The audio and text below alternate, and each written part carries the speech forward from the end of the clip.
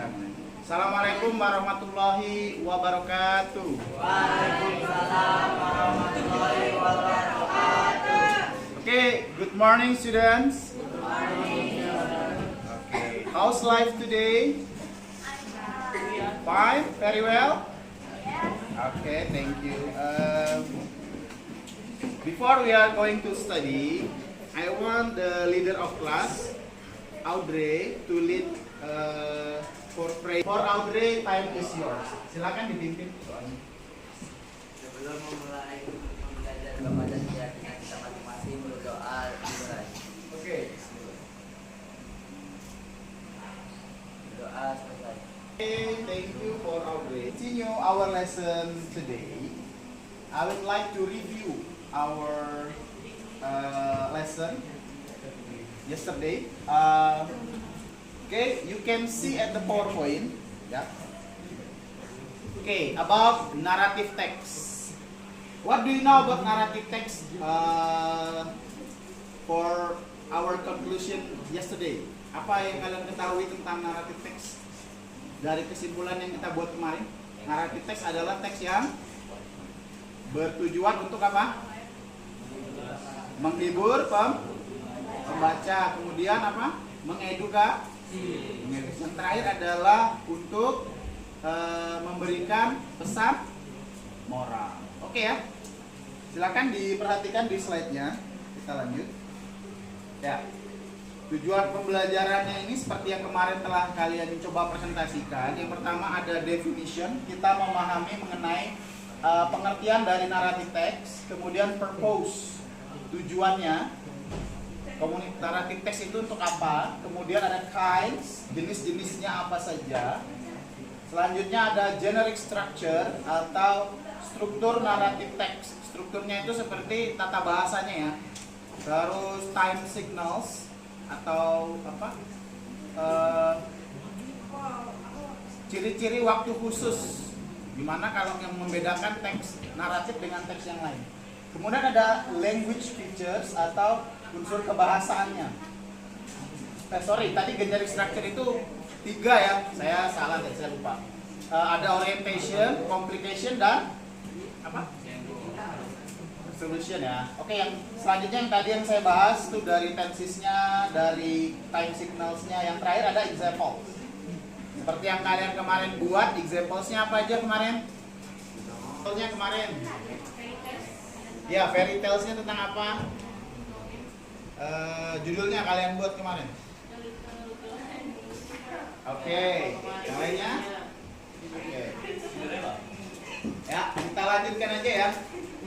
Untuk review dan pemahaman lebih lanjut, kalian bisa melihat the definition of narrative text is an imaginative story to entertain people.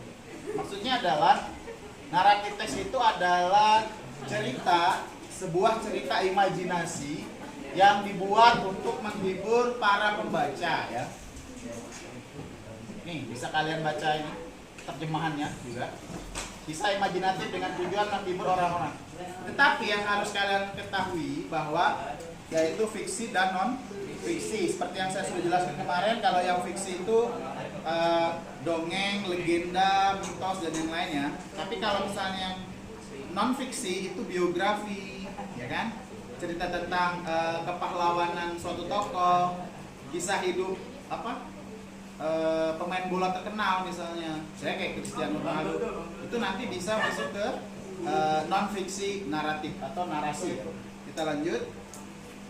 Ya, the purpose to entertain or amuse people, untuk menghibur orang-orang atau para pembaca. Oke, lanjut. Kinds of narrative. Kinds itu artinya apa? Jenis-jenis dari teks naratif. Oke, yang pertama ada fable. Apa itu fable? Fable itu namanya apa? Tigers and the tortoise. Kancil dan apa? Harimau dan kura-kura. Oh, yang paling terkenal itu ini. The Rabbit and the Tortoise. Ada kan cerita tentang kelinci yang balapan lari sama kura-kura. Ternyata si kura-kura itu temannya banyak. Jadi si kelinci itu bagaimanapun cepatnya dia lari, tetap kura-kuranya akan di depan. Singkatnya seperti itu ya. Kalau di Indonesia banyak lah, kancil dengan harimau, kancil dengan buaya. Yang kalian mungkin pernah lihat di buku serial Cerita Denkau. Kalau pernah beli susu Denkau ada kan juga filmnya. Oke, yang kedua adalah mitos atau myth. Kalau bahasa Inggris mitos itu adalah myth. Cerita atau mitos ini banyak berkembang pada masyarakat serta umumnya dianggap menjadi cerita yang faktual atau benar-benar terjadi. Contoh mitos di Indonesia apa? Mitos. That's right. Nyi Roro Kidul adalah the queen of Southern Beach. Ya, Malin Kundang, bener. That's right, Malin Kundang. Malin Kundang is a boy or a man that cursed by his mother because apa? Kenapa dia? Durhaka. Jadi dia dikutuk menjadi batu, becoming. Oke, selanjutnya ada legend atau legenda. Cerita rakyat yang mengisahkan bagaimana asal usul dari sebuah tempat. Oke, ini paling gampang. Apa contohnya? Prambanan Temple. Oke, next. Danau Toba Lake ya. Tangkuban Perahu. Yes. Ada lagi? Borobudur Temple. Sungai apa? Pesut Mahakam ya. Nah, bagaimana kalau di lokal kita di Samarinda itu cerita tentang Pesut Mahakam ya kan? Bagaimana asal muasal ibu kota Kalimantan Timur ini, Samarinda khususnya, yang disebut Samarinda adalah kota apa Samarinda? Tepian. Tepian bahasa Inggrisnya apa? Ada yang tahu? Ya. Cari ya nanti ya bahasa Inggrisnya tepian tuh tugas kalian. Oke, kita lanjut ke slide berikutnya. Folktale, cerita rakyat. This story retell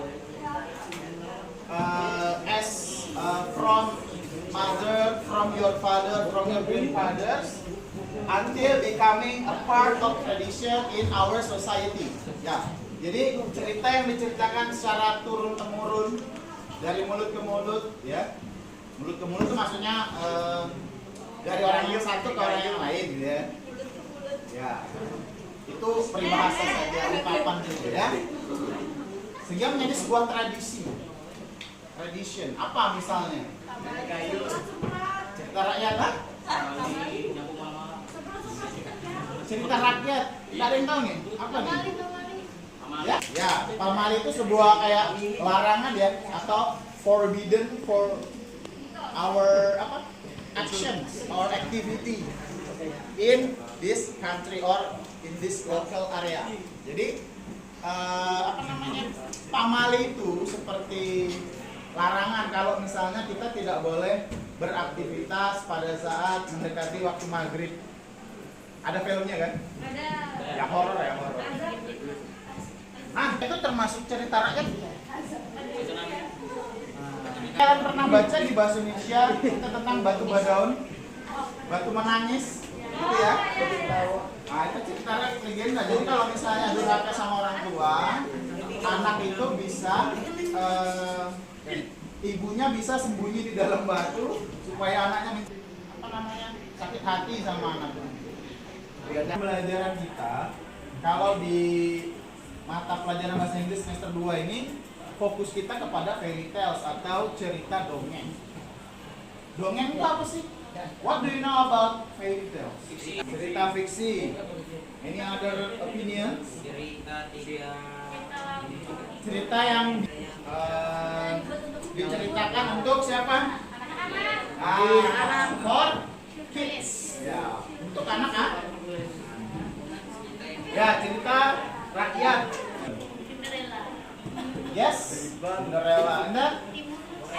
Timun fairy tales ini banyak dari luar negeri. Atau misalnya dari the other country, Cinderella, Beauty and the Beast. Dari sebelah sini dulu. pernah nonton atau pernah dengar cerita Beauty and the Beast? Si cantik dan si buruk rupa. Saya terjemahkan. Apa kira-kira pesan moral? Ada yang tahu? Nggak tahu? Andi tahu Pak? Nggak tahu? Oke gitu. Benar. Kita tidak boleh menilai sesuatu itu hanya dari rupanya saja. Tidak boleh serakah. Ada lagi? Selain tidak boleh serakah, tidak boleh menilai buruk tampilan orang lain. Ada lagi satu lagi nih, yang paling penting. Menghargai kebaikan.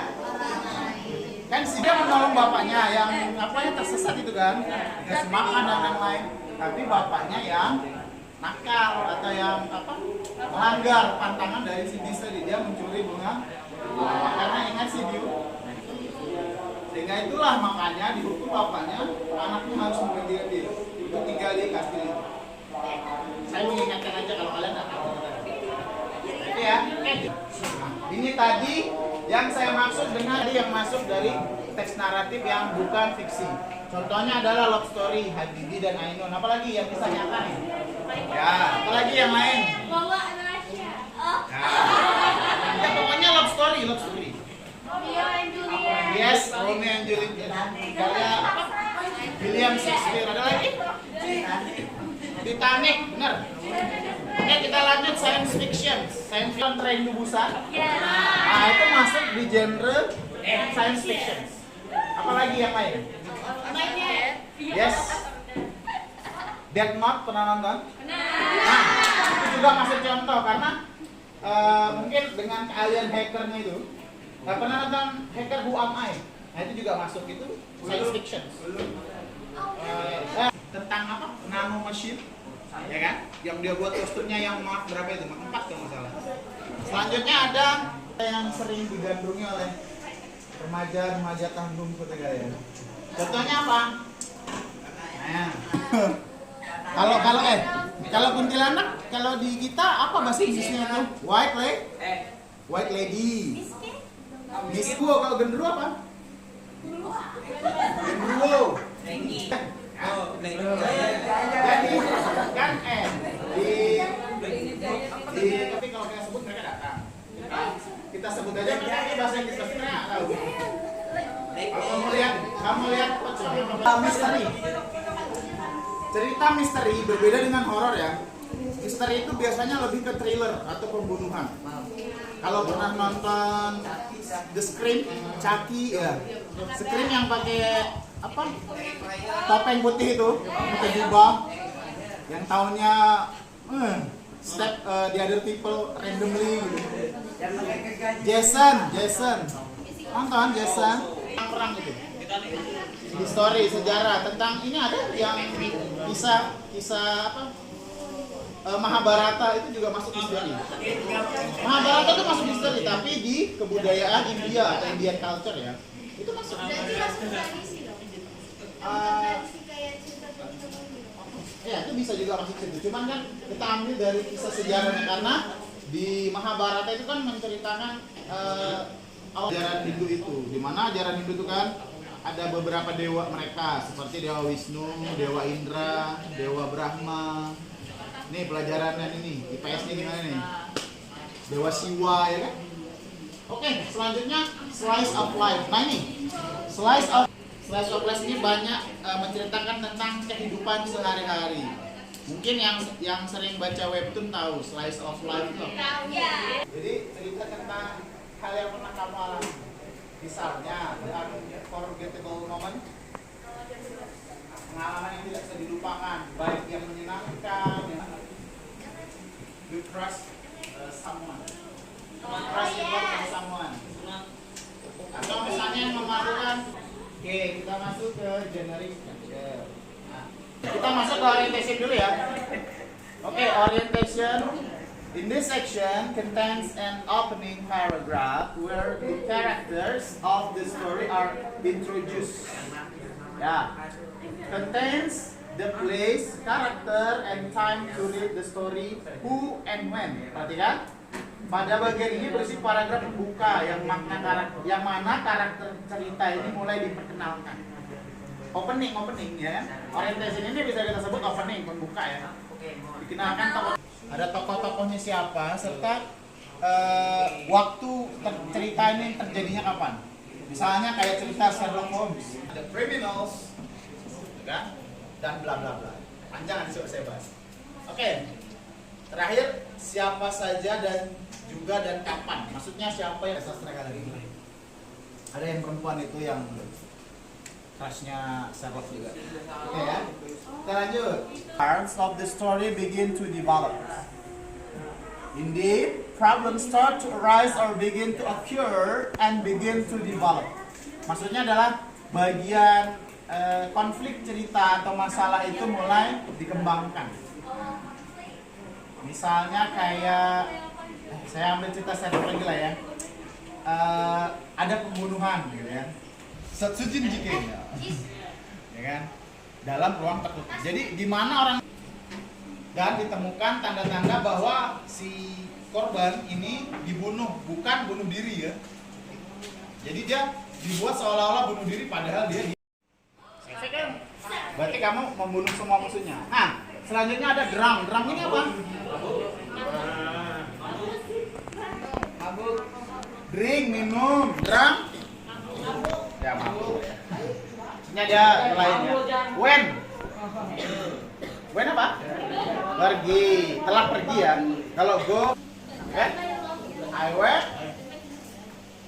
I went to let you go. Aku telah pergi meninggalkan kenangan. I went to let the memorize. Aku telah pergi meninggalkan kenangan. Sekarang segalanya tentang kita telah di. Kalau orang sad boy itu bisa merangkas semuanya. Dari kata win, what? Yang terakhir send sudah dikirim, send juga sama kata ketiga send juga, cuma maknanya beda. Selanjutnya keterangan akan saya bagikan kepada kalian. Silahkan nanti dilihat ya, sebentar saya bagikan di bawah ini ya. Oke. Ya. Kalau presentasi nanti bisa dilanjutkan di pertemuan yang Oke. Yes. Oke, anak-anak sekalian, setelah tugas kelompok tadi, ini adalah tugas selanjutnya yakni tugas mandiri. Jadi masing-masing dari kalian menuliskan jawabannya di kertas lebar. Saya tadi sudah bagikan LKPD-nya melalui via WhatsApp ya, melalui kita kelas. Ini saya send. Tentukan saja jawabannya, tuliskan di kertas lembar. Misalnya nomor 1A, kalian jawablah nomor 1A, tapi ditulis keterangannya, oke? Ya, thank you ya. Anak-anak, pelajaran sebentar lagi akan selesai.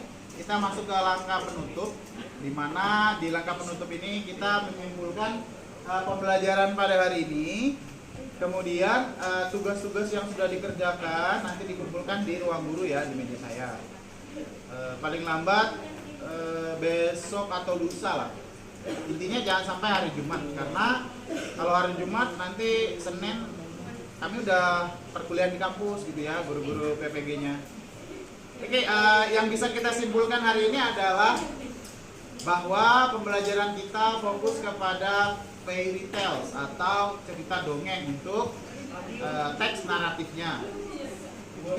Teks yang dipelajari adalah tentang Snow White dan 7 kurcaci. Kemudian apa tadi? Tugas kalian untuk yang presentasi mungkin akan dilanjutkan di pertemuan selanjutnya, dan pesan moral yang bisa kita dapatkan adalah apa tadi itu? Kita tidak boleh meremehkan orang lain, tidak boleh melihat sesuatu dari rupanya saja, tidak juga boleh sombong. Ya. Mungkin itu saja yang bisa saya sampaikan. Pembelajaran hari ini saya tutup. Thank you for today, for your participation, your activation for this lesson. Assalamualaikum warahmatullahi wabarakatuh.